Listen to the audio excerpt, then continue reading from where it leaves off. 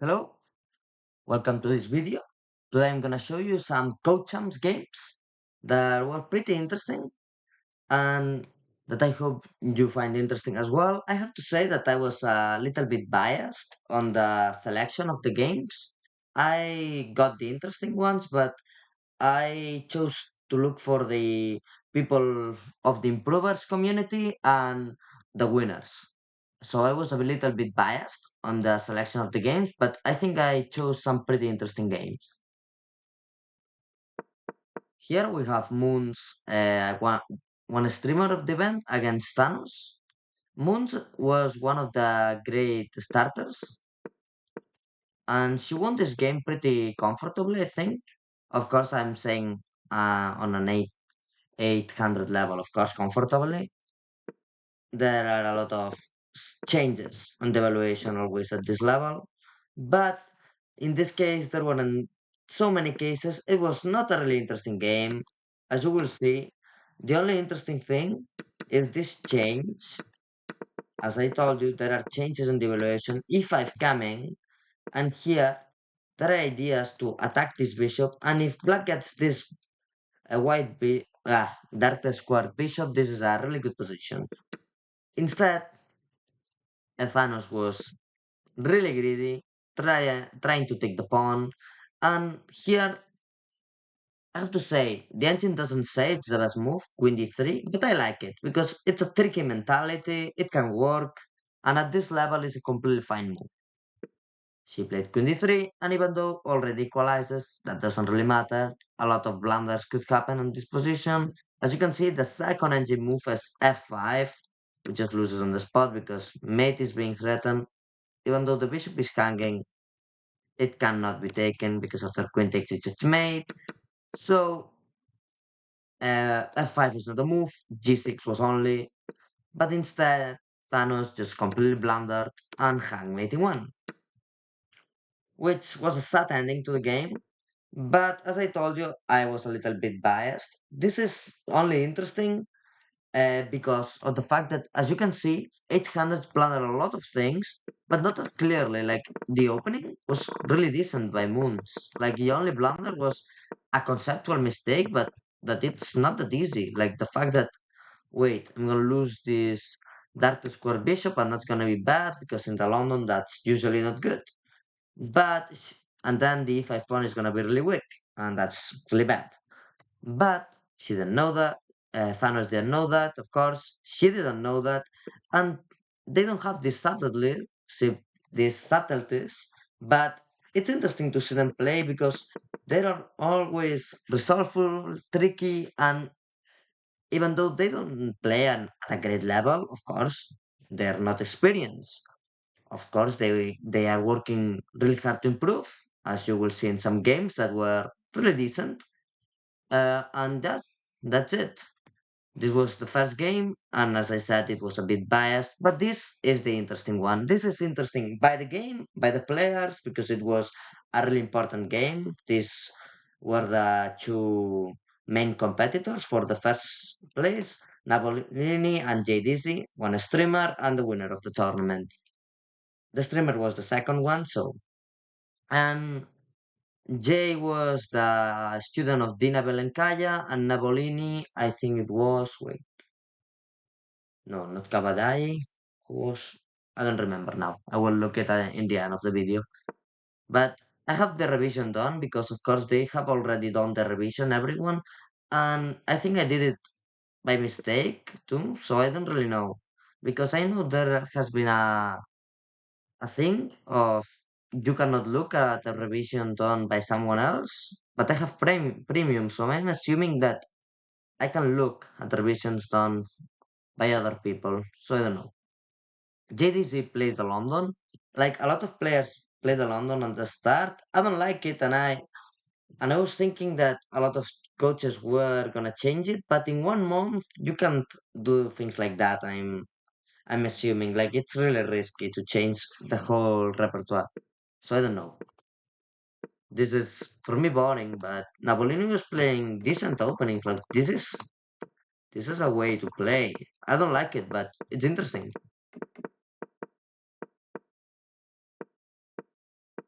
And now, simple moves. B6 is not a good move by the engine. The idea is to get the darkest square bishop out of the game, but it was not an easy move to play, and so he played with the double fianchetto idea, which is a way to play too. As you can see, JD's is a bit better. She's still a bit better, but 95, the engine says it's a miss, because that knight is quite bad. The only good squares are knight a5 and knight e7, and it's just awkwardly collocated. There's the bishop on b7, which is pretty bad too, and it was a difficult position to play. But 95, for this trade, it's not that bad of a position. And 94 is interesting. Bishop g3, bishop d6, knight f3, everything traded. And this is a really strange move. Like, rook takes c4 for me just looks really awkward. Just to take a thing, you can take with the queen and pressure. You can take with the bishop and improve the bishop. Well, not really improve it, but I think it's a natural move. And queen takes, threatening the c7 pawn. Rook takes for me doesn't make any sense. But the thing is that that's just my intuition. Like, there's no rational thinking there. Like, rook takes c4 for me just awkward. I don't even consider it. But maybe her rational thinking was, wait, I take, and I try to double up my rooks. And of course, my intuition is telling me that it's strange, not only because for me it just looks awkward, displacement, it blunders an exchange, and it's not a good move. Anyway, this was still complicated to play. D5 is a huge threat, and in some moves, as I told you, the evaluation changed really easily with these players. Like, it's completely normal, and here it's already winning for white because f7 is hanging. There's no way to defend it, and queen g7 blunders. Knight takes knight, rook takes, and rook f7 looks good. Bishop takes f7 looks nice, but and now I see that with the engine bishop takes f7, king h8, it's not good. Of course, rook f7 is completely crashing because there are huge threats. The queen cannot escape nicely, and you win a rook, and with a huge attack on the king. So that's mainly it. But instead, JDC tried to play with knight d4, which I don't understand at all. Like, not at all, because I don't see the idea. The knight keeps the defense of the f7 pawn, there's no pressure, and I don't see the plan. Navolini played rook f8, and now when you see 96, you kind of understand the plan now, but I still don't. Because after pawn takes, bishop takes e6, you understand her thought process. Her thought process was I want to play 96, but it doesn't work at all because pawn takes. I'm assuming she missed pawn takes, or she thought that by some reason Navolini couldn't take. I don't really know why. Queen d5, and here it's really funny because Navolini was playing solidly good, but here he played the completely terrible move, knight g4, just blundering a full piece, and it's natural. As I said, these players they are not strong, of course. But they are working to improve, but they are not strong players, and they still blunder pieces. And we do it too, but less. And JD should have been more like careful about it, like thinking. But she went on autopilot and played King H3 in like 3 seconds because there's an increment of two. So in 3 seconds, she blundered mate on two. If she had seen the mate thinking but in 10 seconds, if she hadn't seen the mate, maybe she would have thought, wait, I lost. And then at some point, seeing the bishop takes knight, that's really clear. And the queen is threatened, the rook is threatened, and the game is completely over. Well, I don't know if over because they're still overrated and this position are completely robbable. Like, this is still a game. Like, but for me, this is over, I think, because this is pressure, the attack is huge, and I don't know, like, there's just no counterplay. Like, bishop f3, bishop d5 ideas, and for me, this looks completely over. I don't know, like, if the game could have continued, I don't really know. But instead, JDC blundered, and the tournament was over for her. Not over, but with low chances to win against Napolini, because if you lose the direct encounter, then it's a problem. Then I have a game from an improver against Moons, the streamer too. And it was interesting because of the opening. I want to comment it, the Alvin Gambit. It's not a great opening, but I don't dislike it for this level. Like I think that you have to say kudos to the coach because 800 won't know how to defend, and coaches probably haven't entered it. Like no chance. So this was the start of the Alvin, and the idea is this. Like you will see, takes d4, and if e3, which looks completely natural, there's bishop b4, bishop d2, and then this. And an 800, being realistic, will blunder this.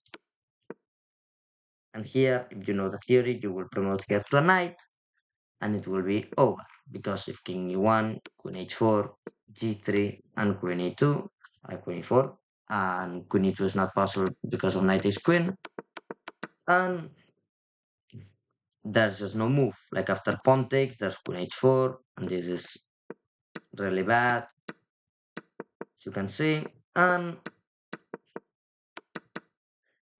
the thing is that it's really tricky because you would think, wait, then I just take the knight, but bishop, that's not bishop g4, and it's completely over, and you win a queen. So this is a tricky idea, and no 800 is going to play correctly against it.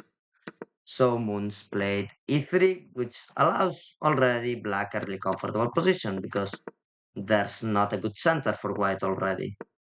There's a center, but it's gonna be pressured. Like maybe c5 here is really interesting. Oh, the engine doesn't love it. I think it's good, but doesn't love it. I can understand because it's still like you don't want to play that. Maybe pawn takes and an isolated pawn. No, what's the engine idea? Oh, like nine so Indian. Okay, bishop b4 makes sense. And well, actually, natural move. Knight f6, knight c6, a lot of things. Knight c6 for me doesn't make any sense. Like blocking the c pawn, but maybe that's fine for the engine. I don't know. Knight f6, and here Sutherland. Maybe I will call him Michael because he has the name on the profile. But well, bishop d6 is not a bad move, but I don't like it. The engine doesn't hate it, doesn't like it either. Like bishop d6 for me just looks kind of awkward. Like bishop e7 makes more sense. Yeah, bishop e6 for me again it looks awkward. It defends the pawn, but it just looks strange to me. Bishop d6, bishop f5. For me, this position makes sense for me. The thing is that after pawn takes, you could play bishop b4, but then queen a4. Sorry, that's a really huge blunder. So I think you just castle, and you're actually chilling because this pawn is absolutely gonna fall. You can actually even sacrifice and play against the isolated one. I don't know. This is still a good position. Because it's a blunder from him. I'm assuming he didn't think that much. But, well, it's interesting. Wow, no, no, no. He did on purpose for the C6 ideas. I love that. Because even if the engine doesn't approve, it's active play and it's rapid. So, okay, it's fine. Whoa. What? I was just passing quickly? And no, no, no. Tactics, tactics. He like prepared the tactic, but there was absolutely no need. And here again, there's again the same tactic, but you win less material because an exchange is being attacked. And now, if the tactic doesn't occur, it just works for black. This is awkward. The bishop controls a lot of squares, and I don't really know. Like this is a good position for white, but again blunders the same exact tactical idea. Again misses it. If you don't see it the first time, you probably won't see it the second or the third. If you don't think for more time. Yeah. Well, maybe he could have seen it, but his mind wasn't circling that idea. Like no. A6 is not a terrible move, but it allows intermezzo's and saving. No, yeah. Like for example, if bishop after a6, if you don't see the idea knight takes, which white probably won't, because if you don't see it the first time, you blunder and you don't see it, and you don't see it the second or the third, and you don't realize you're blundering, when they attack a piece, you won't see it. Like that's a law of chess. Like probably you won't realize you blunder if I'm absolutely talking about low rated players, of course. Like usually high rated blunder one, two times, and then at some point we realize it. Well, high rated, I'm talking 1500 above or any player. Again, this what? Wait, what? How is that complete? Oh yeah, knight takes, bishop takes, rook takes, queen takes. Bishop c2 doesn't work. Yeah, that just loses on the spot. Like a knight is hanging. Like they don't have this intuition of pieces hanging, which is natural. They'll build it. They'll build it. But queen d2 again, a terrible move because now there's knight takes knight, pawn takes, and there's no tactical idea with taking first. And yeah, now he says it finally, finally, and now he just gets a piece up and finally wins his first game. And this was a really surprising thing for me because when you lose 6 games in a row, it's really difficult to zoom out, like really difficult because it's so tough. You have lost so many games, you're mentally discouraged. It's really tough to win games. But he maintained his focus, of course. He blundered some things, but well, that's fine. And just maintained composure and got a comeback in his last game. Of course, it wasn't the result he wanted, but it was a good thing to see the mental resistance. I like that. Well, this was a really nice checkmate, which was actually one of the things I wanted to put this game. Like this mate was the thing that made me click it, and then because I saw the broadcast, then I remember that this was commented by some of the commentators that this mental resistance was really important, and yeah, I thought the same thing, and I liked it. A really nice mate in the end. And this is the last game, another improver against the champion, the I think the only loss of the tournament for Nabolini, and a great win for H Hart, which completely cooked him, in my opinion. And she's an improver. She shared the story, and it was nice to see. Now she's taking a little break. I think she said that, and I don't revise that much the improvers forum anymore, but it was nice to see that she was sharing her experience. For me, it seems awkward, but it seems it's good. It's like it's good, actually. But for me, it seems awkward to take that. Knight d7, yes. You throw then this and you take it. Bishop f4 doesn't work because g5, no? Yeah, that's right. Nice. But knight d4 instead, okay, that makes sense. Takes. Bishop f4. h6, I'm assuming play g5 or something. I don't know. Oh, we play bishop g5. What? That just hangs a piece. That's just a mental hiccup. I actually saw this game too. Like I saw the major part of the broadcast, not all the things, but some parts. And here you see the mental collapse of a player that has won the tournament, I think. I know he won it, but I think he had won it. This was the last game, I think. Or I don't really know. I will look at it. Was it the last game? Yeah, as you can see, she took a break, like a 1 week break. No, it wasn't over. This was an important game, but it wasn't over. Okay, but it was a really important game, and the pressure just got to him. It wasn't relaxing. It was the pressure. And here, of course, the conversion wasn't clean, but White didn't do a good defense either. Like H4 here is completely terrible. Rook takes rook and he resigns, but bishop b7, like this wasn't clean at all.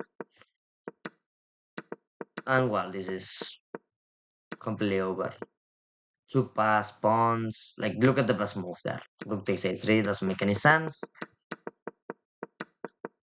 And well, two pieces against sorry, 2 pawns in third rank or in sixth rank are unstoppable if there's only one piece defending.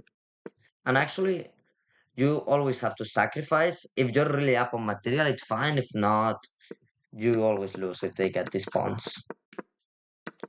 And here again, it's completely over. She could have played this, like just doing circles. But well, bishop before bishop c3 and it goes over. But okay, rook b1 makes sense too. And here he was looking for a stalemate trap, I'm assuming. And well, here Navolini resigned. H This is a huge miss of checkmate, but well, it's fine.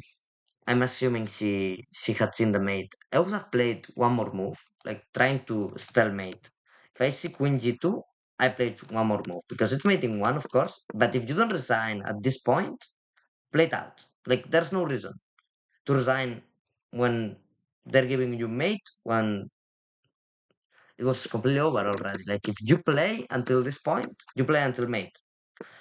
Sometimes I don't understand this resignation tempos. Like this doesn't make any sense. Like why? You play with queen and rook, like for some moves. You play being down a rook and a bishop, and then when they're mating you and they miss the checkmate, you resign. Well, okay, that's fine. But huge shout out to H Hart, which took a break, and as I said, but got a really decent event. The Levy student got a really nice opportunity and managed to beat the champion. As I said, these weren't really interesting games. You cannot expect beautiful tactical masterpieces from beginners, of course. But it was interesting in the major part for the psychological aspects of the game. For me, at the very least. Okay, and I think I'm gonna look for one more because they had some more interesting games, and I want to give you one more. No, actually, no. Sorry for that, but I think 22 minutes long. It's completely fine already. Thank you for seeing this video. Please subscribe. Bye.